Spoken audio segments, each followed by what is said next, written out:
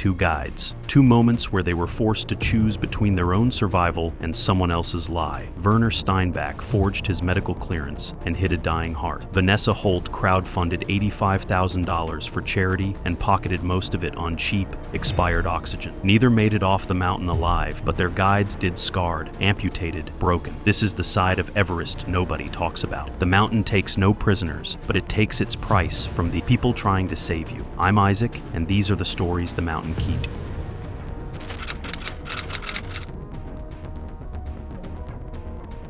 On May 22, 2021, the South Summit was choked with ice and blowing snow at -34 degrees. The wind speed was clocked at 44 knots, creating a wind chill factor that could freeze exposed skin in less than 60 seconds. Werner Steinbach was a 52-year-old corporate consultant from Innsbruck who had forged his mandatory medical clearance forms to hide an advanced coronary artery condition. He had spent his life savings on the trip and believed his personal willpower could override a physical blockage in his heart. Within hours, that choice produced a fatal sequence. Werner was the kind of client who treated guides like hired servants, once stating loudly at base camp, "I paid for a summit attempt, not a medical evaluation." His guide was Ngawang Tendi, 31, who had survived a 70-foot crevasse fall rescue in 2018 and held 6 summits across Everest, K2, and Annapurna. Ngawang was trying to build a 3-room trekking lodge with his wife in Namche Bazaar to secure their financial independence, a project costing $18,000. Ngawang noticed Werner was experiencing severe chest pains and using an unprescribed vasodilator during the acclimatization rotations. When Ngawang raised the issue with the expedition doctor, Werner threatened a massive breach of contract lawsuit against the entire agency, utilizing his legal connections to silence the staff. The system dismissed the concern to avoid the litigation. Werner's behavior escalated on the summit push, where he began consuming double his allocated oxygen flow rate to combat his failing circulatory system. Ngawang quietly accepted the situation and stopped making official entries in the logbook, focusing entirely on keeping the man moving. By 11 a.m., the bottleneck near the Hillary Step was 3 hours long. That was the moment the medical fraud caught up with him. Werner suffered a massive cardiac event at 28,700 feet. He collapsed directly onto the fixed line, blocking the entire route. Ngawang spent 2 hours performing compressions in the freezing wind while other climbers scrambled over them. Same outcome, two completely different conclusions about what it meant. That distinction is everything. Werner died on the rope, his face turning a deep, hypoxic purple. I keep coming back to the tactile detail of his heavy plastic boots, dangling uselessly over the Kangshung face, while Ngawang tried to secure his frozen remains to the anchor. Ngawang suffered severe frostbite on his toes during the prolonged attempt to revive his client, requiring partial amputations that ended his career as a high-altitude guide. He was 31 when he retired from high-altitude work. 31. The half-built trekking lodge in Namche Bazaar was sold to a competitor for a fraction of its value to pay for his medical bills.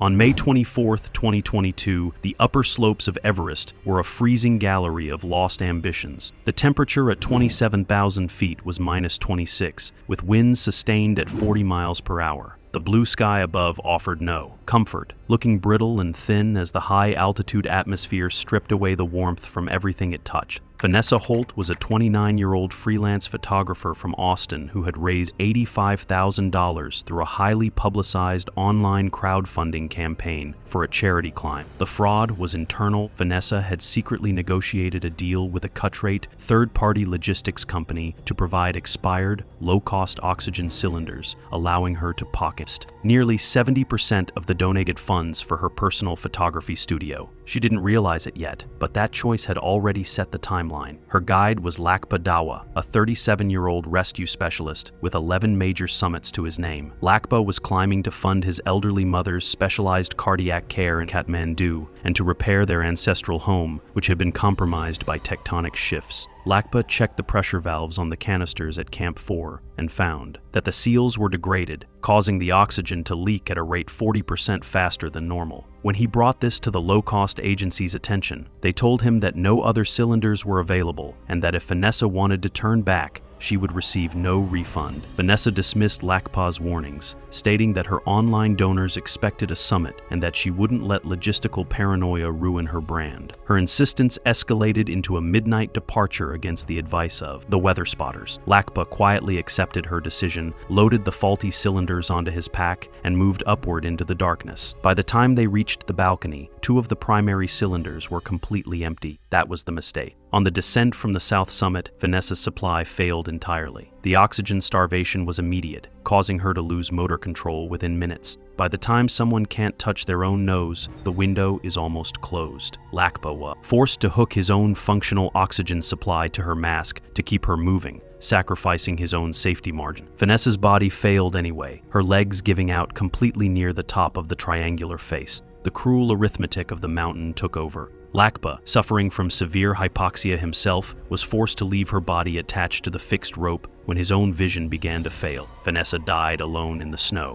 I sometimes get asked why I keep making these videos, but if I'm being really honest, the main reason is the Sherpas. Their side almost never gets told, and I think that matters more than any of us realize. A reporter later asked Lakpa what he remembered most about that final night on the high slope. He said, "She was looking at her camera screen while her lungs were filling with water, and I knew my mother's medicine was gone. I've ended a lot of these videos and moved on. That one I can't. 5 climbers, 5 separate financial calculations and administrative frauds. And in every case, the cost extended beyond the person who made the choice, reaching into the lives of Sherpas who carried the weight of someone else's decisions long after the mountain had finished with them."